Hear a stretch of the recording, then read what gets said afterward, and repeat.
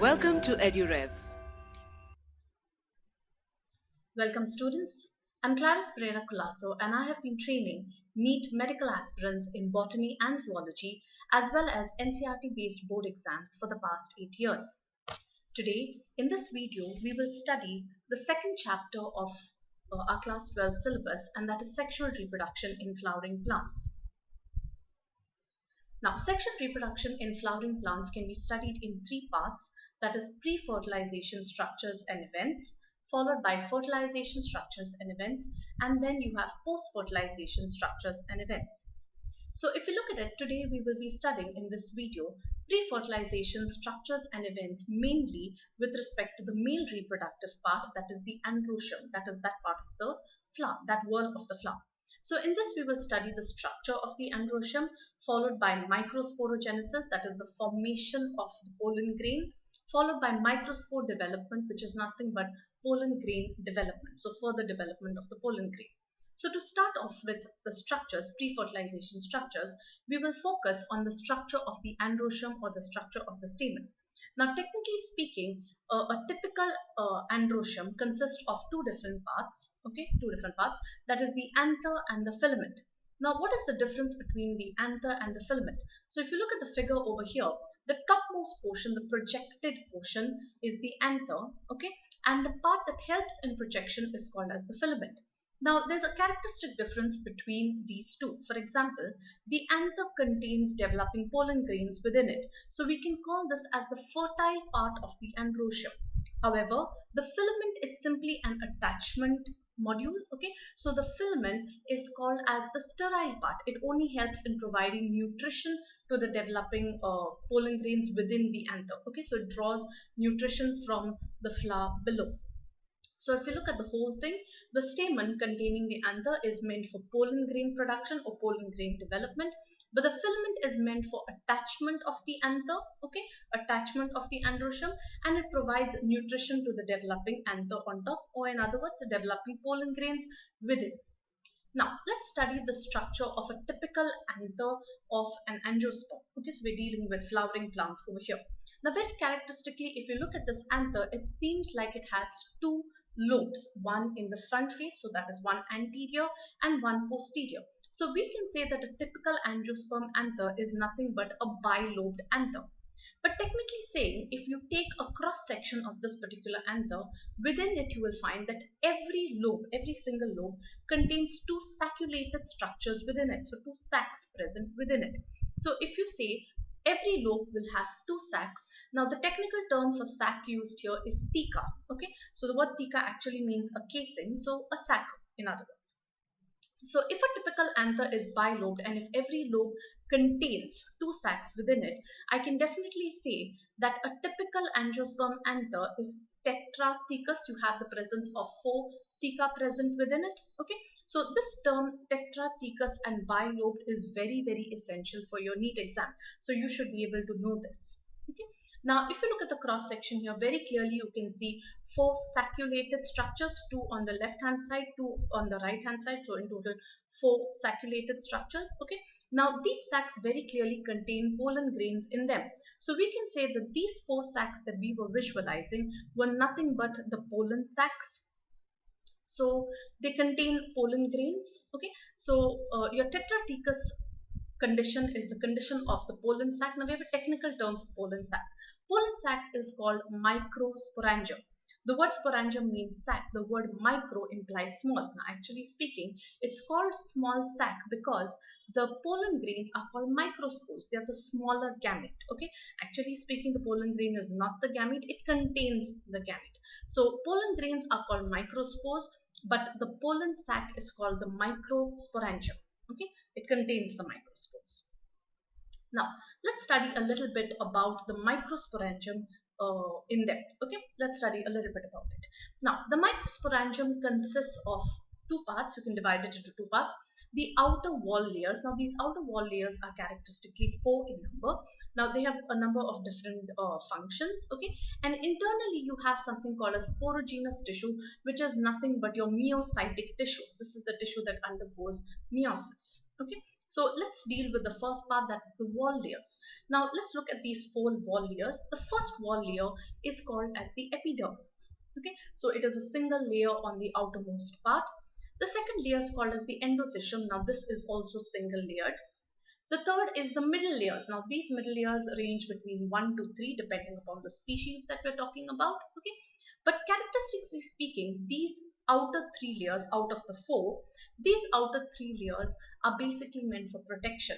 And when it comes to the time of pollen grain release, which means dehiscence of the anther, it is very essential that these 3 dry up and therefore allow the pollen sac to basically open, the anther to dehisce, the anther to open up. But we're done only with 3 layers. These are protective in nature. But the fourth layer that we talk about is called as the tapetum. Now this particular tapetum is the closest to the sporogenous tissue that we will study a little later. So can we say in a way that this particular tapetum provides a lot of nutrition to the sporogenous tissues on the inside? Now what is the function of the sporogenous tissue? Sporogenous cells are supposed to be myocytes, which means they will give rise to the pollen grain. So in other words, the tapetum's main function is to provide nutrition to the developing pollen grain on the inner side. So if we have an overlook of this, the 4 external wall layers, 3 of them being protective, okay, that is the epidermis, the endothecium and the middle layers. Finally, the nutrition providing layer is nothing but the tapetum. So let's look at the characteristics of the tapetum a little bit further. So that is what we're talking about. Tapetum very close to the sporogenous tissue, giving rise to the pollen grains. So the first characteristic of the tapetum is that it is nutritive. Now the fact that you are nutritive, very often you will find that nutritive cells are multi-nucleated, which means they have more amount of DNA. If you have more amount of DNA, you have the capacity to produce more amount of protein. So in other words, you will be able to secrete this protein to other cells. Okay, so you will find that also here, the tapetal cells are said to be multi-nucleated cells. Now, apart from being multinucleated cells, they're providing nutrition to the developing pollen grains on the inside. So they form a number of components for those particular pollen grains. For example, they give pollen grains a particular compound called as sporopollenin. Now, sporopollenin is actually meant to form the outermost coating of the pollen grain, and it is a very, very resistant material. But this material is synthesized by the tapetum. Likewise, in some species, not all, the tapetum will also provide an additional layer, and that is called as, or rather an additional material, and that material is called pollen kit. Now pollen kit is a yellow sticky material, so yellow, therefore you can understand it's made of carotenoids, okay, and it's a sticky material. Now definitely pollen grain that require insect pollination need to be sticky in nature so that they can stick onto the pollinating agent, okay. So you will find sporopollenin is the outermost covering of the pollen grain provided by the tapetum, and the second is pollen kit is the sticky surface present on a pollen grain. So only if you require insect pollination will the tapetum secrete this particular entity. Now, so we said that the microsporangium has 4 wall layers. Now let's deal with the second part of the microsporangium, and that is the sporogenous tissue. Now this particular sporogenous tissue is myocytic, which means it's a diploid tissue, but this particular tissue is able, or it is subjected to meiosis. Okay, so with this we are done with the pre-fertilization structures of the androecium, and now we will start focusing on the pre-fertilization event of the androecium. Okay, so what really happens to these particular myocytes? Now these myocytes enter a process called as microsporogenesis. Now microsporogenesis basically means the development of microspores. Okay, so development of microspores, or the formation rather of microspores, means the formation of pollen grains. Now in order to form these pollen grains, you require simply one process to occur, and that is a single meiotic division. That is all that is required. Okay, now your myocyte or your sporogenous tissue have a whole lot of other terms which we will come to very soon. Another term for the myocyte is definitely the microspore mother cell, and you can understand why so. Pollen grains are called microspores, so therefore the myocyte that forms it is called the microspore mother cell. Remember, this particular cell has to be diploid in nature because we're talking about a higher plant. Okay, we're talking about angiosperms. These are generally diploid. They have diplontic life cycle. So we have studied this in previous videos. So let's go through microsporogenesis in depth. So microsporogenesis starts off with a tissue called as the sporogenous tissue, okay? But every cell of the sporogenous tissue, now mark my words here, every cell of the sporogenous tissue is capable of forming a microspore or capable of undergoing microsporogenesis. So every cell has the potential to form microspores. Therefore, another word for sporogenous tissue are called potential mother cells. So in other words, PMC. But this word PMC can also be given for pollen mother cell. Okay, so two ways. And you can also call it as the microspore mother cell. So definitely this diploid cell will undergo meiosis 1, which is reductional division, to give rise to two cells. So this has to be a microspore dyad. These are going to be haploid in nature. But remember, meiosis has not been completed yet. So you need to undergo meiosis 2, which is equational division, and you will result in the microspore tetrad. So you have resulted in 4 pollen grains, all of them haploid. However, we must remember at this point that these particular microspores that are formed in the tetrad are very, very immature and they must undergo further development. So the next part of pre-fertilization events would deal with the development of those particular microspores. But to understand the development well, let's look at the structure first of the microspore of the pollen grain. Now please remember, the microspore or the pollen grain is not really the male gamete, okay, but rather later on you'll understand that it houses the male gamete. So if you look at this particular structure, every pollen grain has different shapes depending upon the type of species and the method of pollination later on. But generally speaking, they have a diameter which ranges between 25 to 50 micrometer. Now, this particular number is very frequently asked for your NEET exam, so kindly study it. It's very important for you. Okay, but if you look at this particular pollen grain, it seems to have two wall layers, two outer protective walls. Okay, the outermost wall is called as the exine, the inner wall is called as the intine. So this is what makes up the wall layers. Now let's look at both of these individually, starting off with the exine.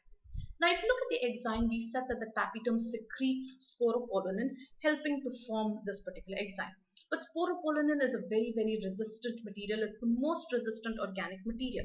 Now why do we say so? We say this simply because there is no known acid, no known alkali that can destroy it. There's no known enzyme for that matter that can destroy it. And even at higher temperatures, it seems to remain intact. It does not break down. Okay, so it seems to be very, very resistant. Now, how is that helpful for us? Okay, or how is that helpful to the plant? We can say that this helps to increase the viability of pollen grains, and for that matter, we are able to find pollen grains that are viable over many, many years, thousands of years. They remain viable even in fossils. Why? Simply because of the presence of pollen grain in the exine. But we have a problem. Later on, we need a pollen tube to germinate from the inside of the pollen grain. Okay, from the inside to the outside.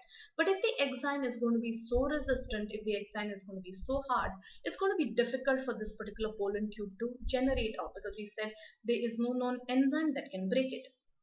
So therefore, the exine has some holes here and there, basically 1 to 3 in number, called as germ pores. And these germ pores are specific areas in the exine that do not have sporopollenin. So definitely things can, or material can ooze out of it, or in other words, a pollen tube can generate out of it. Okay, so that's the germ pore. Now, coming to the second part, that's the intine. Now, the intine is a very thin layer, okay, compared to the exine, very thin layer, stretchy layer. Okay, so it is made up of cellulose and it is made up of pectin. These are living materials when we talk about the plant kingdom. Okay, so this is what your intine is made up of. Now, internally to the intine, you will find the protoplasm, so the living part of the cell containing a lot of food, containing the nucleus. Now, let's go into further development of the microspore. So we said microspore development. Okay, now microspore development involves two different stages. The first is interphase, followed by two mitotic divisions. So there are two subsequent mitotic divisions. Now, what happens during interphase? We already know that interphase is a period in which you increase the bulk of your cytoplasm. So that's exactly what takes place in the pollen grain here. So you find that the food reserves keep on doubling. So you can see a number of food vacuoles over there. Okay. Now the moment this interphase is over and the pollen grain has increased its cytoplasmic material, it will enter the first mitotic division. Now this mitotic division is unequal, as you can see, and the pollen grain seems to generate two cells, a vegetative cell and a generative cell. Now though we seem to draw the vegetative cell on top and the generative cell below, you need to understand that the generative cell is actually floating in the cytoplasm of the vegetative. It is not separated, it is floating in the cytoplasm of the vegetative. Okay. Now, definitely speaking, this is a two-celled stage. Okay, the pollen grain seems to be in a two-cell stage. Now, up to this particular point, development took place in the flower on the plant. Now, most angiosperms, around 60% of angiosperms, will have anther dehiscence and pollen grain release at this particular stage. Okay, the remaining 40% wait for a little bit of time, but 60% will release their pollen grain at this particular stage. Now, let's try to understand the functions of these individual cells, starting with the vegetative cell. Okay, now the vegetative cell is nutritive. It has a lot of the nutrition, most of the cytoplasm is present there. And later on you will find that this particular cell gives rise to the pollen tube, okay, which is very essential, gives rise to the pollen tube. And the generative cell. Now, this particular generative cell is the one that undergoes the second mitotic division. So, if it undergoes the second mitotic division, we can clearly say that the generative cell will give rise to two cells. So now, technically speaking, the pollen grain has one vegetative cell, but it has two daughter cells of the generative cell, which means now the pollen grain is in the three-cell stage. So the remaining 40% of your angiosperms will undergo anther dehiscence at this particular stage, three-cell stage. Now, what are the two cells that the generative cell gives rise to? So the generative cell gives rise to the two male gametes. So this is what we need to be careful of. The pollen grain is not really the male gamete, but the pollen grain houses the male gamete. Okay, so this is what we must remember: the two-cell stage and the three-cell stage. So let's go into a couple of MCQs to help you out with your NEET exam. Okay, the first one: how many of the following statements are correct with respect to pollen grains? Now you have a couple of options we need to choose. The first option: pollen grain is the male gametophyte. Now the word gametophyte means the housing structure. Okay, now the pollen grain is the male gametophyte. Now that is a true statement. It is the male gametophyte.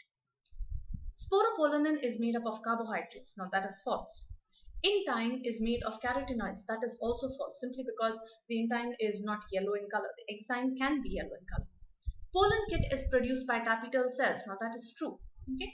Pollen grains do not depend on temperature and humidity to remain viable due to the presence of sporopollenin. That's true, because sporopollenin is resistant. The next: pollen shows precocious germination. A precocious germination implies germination within the parent, germination when it is still young. Okay, now why do we say germination? When we say a microspore develops into a mature pollen grain, okay, that is called precocious development. So that is also a true statement. So three statements are true. So the answer here is option B. Three are correct. Okay, let's go on to the next question.